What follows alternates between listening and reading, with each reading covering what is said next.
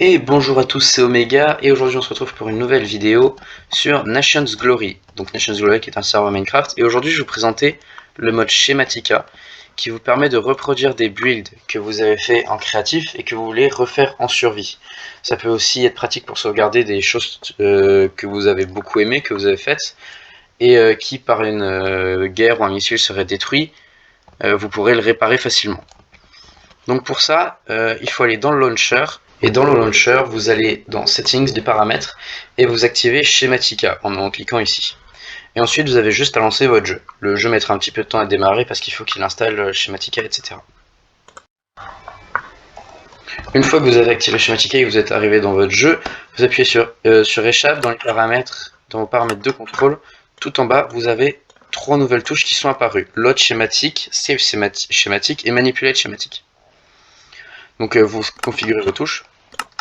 Donc du coup, pour bouger un schématique, donc je vous montrerai ça après, pour sélectionner un schématique, donc la catégorie sélectionnée, là vous avez le menu avec tous vos schématiques. Donc moi j'en ai fait un juste test, et vous appuyez sur Down, et donc là vous avez votre schématique. Alors moi j'ai fait un truc très moche en Dirt juste pour essayer, et vous pouvez après, à l'aide de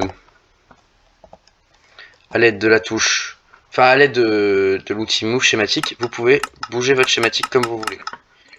Et donc lui donner une place. Tac, voilà, par exemple, je vais lui donner cette place. Voilà, donc mon schématique sera ici. Et la dernière touche qui est utile, c'est pour créer votre schématique. Imaginons que vous avez fait, donc moi je vais prendre l'exemple avec ce bâtiment.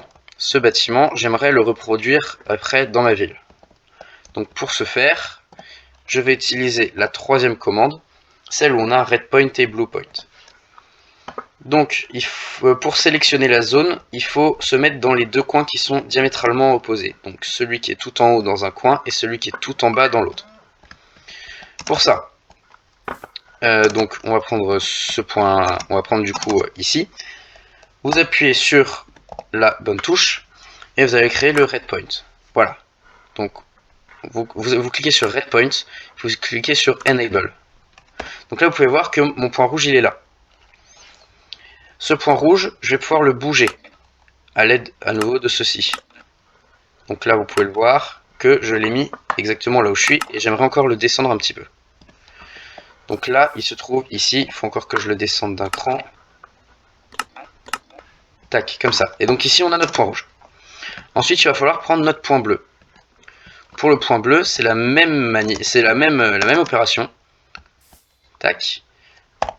Hop, prenez blue point, vous le déplacez là où vous le voulez. Tac, donc ouais, on va dire que la zone est bonne. Et donc là, on peut voir ici un trait vert, et donc ça représente la zone schématique. Une fois que c'est fait, vous arrivez ici. Vous pouvez donner un nom à votre schématique, donc on va l'appeler maison de test, voilà, et vous sauvegardez. Et donc là, maintenant, si vous allez dans votre bibliothèque, ici, vous pouvez voir que vous avez votre schématique. Donc si je fais ça et que je fais down, j'ai le schématique ici. Et donc si maintenant je retourne sur mon serveur de jeu, je vais vous montrer ensuite que vous avez juste à l'exporter facilement. Donc on se retrouve dans mon pays, au Liberia, parfait. Et donc, imaginons que j'aimerais faire donc mon bâtiment. J'ai pris ma maison, j'ai réussi à la faire. Donc j'aimerais la placer quelque part. Ici par exemple. Bon, ce sera pas assez grand, mais c'est pour l'exemple. Donc vous rouvrez votre menu, ici. Vous avez juste à cliquer sur le schématique que vous avez fait, down, et le voilà, dans votre ville. Ensuite, comme vu avant, vous pouvez tout simplement le déplacer. Voilà, prenons cet exemple-là.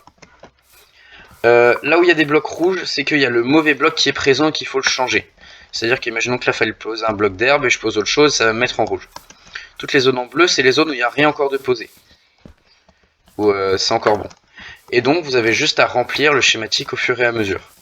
Juste à le remplir. Vous avez plusieurs manières de remplir votre schématique. D'abord, pour l'apparence, vous pouvez juste le garder comme ça. Vous pouvez faire couche par couche, donc vous prenez la couche 1, vous remplissez, vous prenez la couche 2, vous remplissez, etc. C'est plus simple si vous voulez faire couche par couche. Donc voilà, ça c'était l'option supplémentaire. C'était l'information supplémentaire.